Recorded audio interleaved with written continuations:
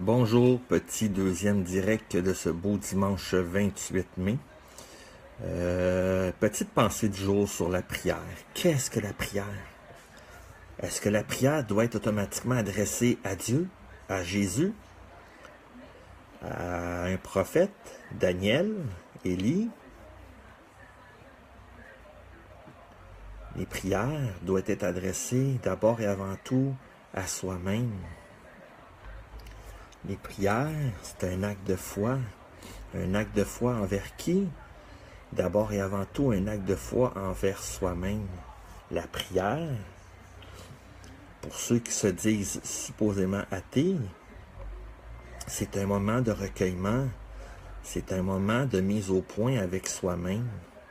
On prend 5, 10, 15, 20, 25 minutes le soir avant de s'endormir pour faire une prière, soit pour remercier la vie, ou de faire une mise au point aujourd'hui, qu'est-ce qui a mal été, mais c'est important de sortir le négatif.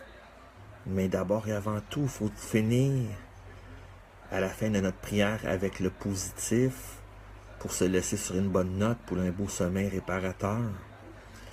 La prière, pour les personnes qui sont athées, qui croient en aucun Dieu,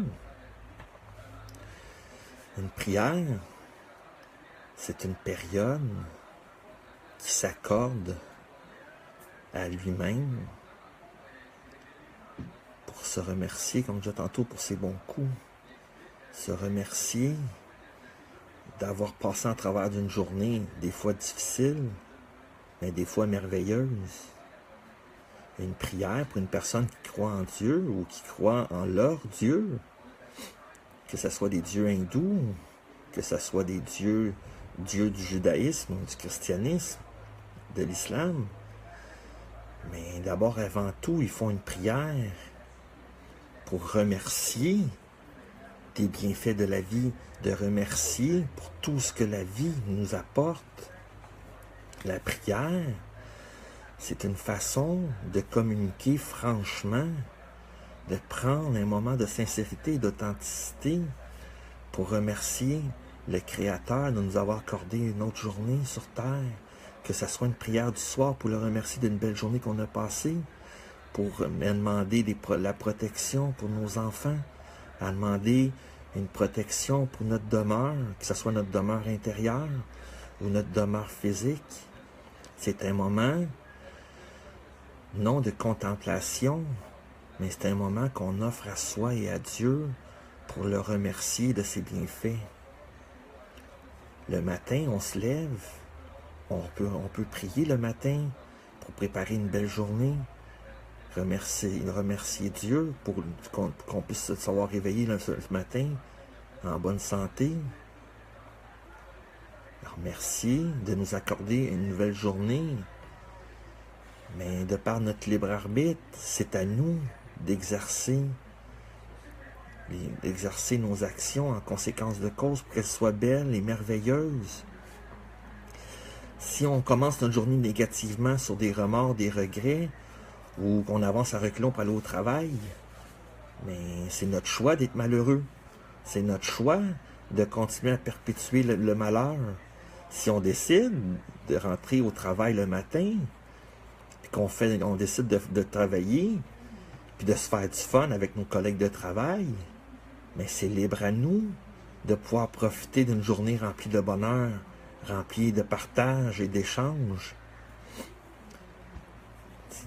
Le soir venu encore, si on veut faire une prière à Dieu pour le remercier, il faut toujours commencer par remercier.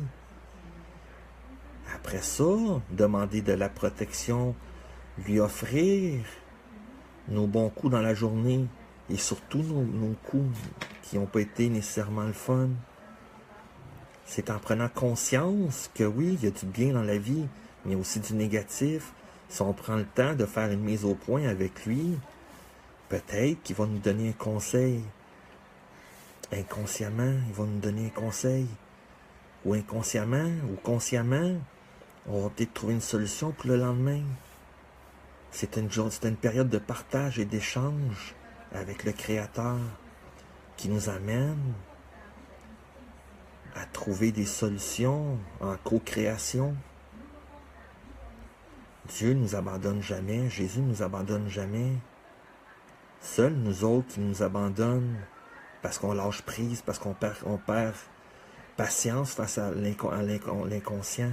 On perd patience face à ce qu'on n'a pas reçu. Mais c'est parce que le temps n'était peut-être pas venu.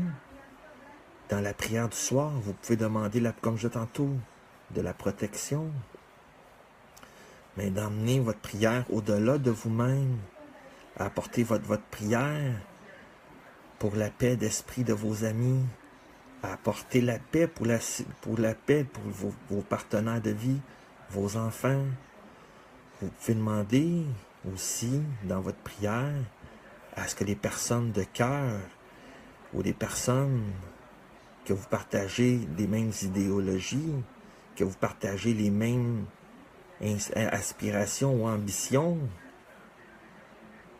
leur demander que votre sœur d'âme ou vos frères d'âme voient la lumière, les guider en travers la vie, les guider en travers leur cheminement et surtout leur réflexion, pour qu'ils trouvent la paix intérieure, pour qu'ils puissent faire ce qu'ils veulent dans la vie sans entrave, pour qu'ils puissent finir par se enlever, pour retirer leurs chaînes face à la vie, les chaînes de la peur, les chaînes de l'incertitude.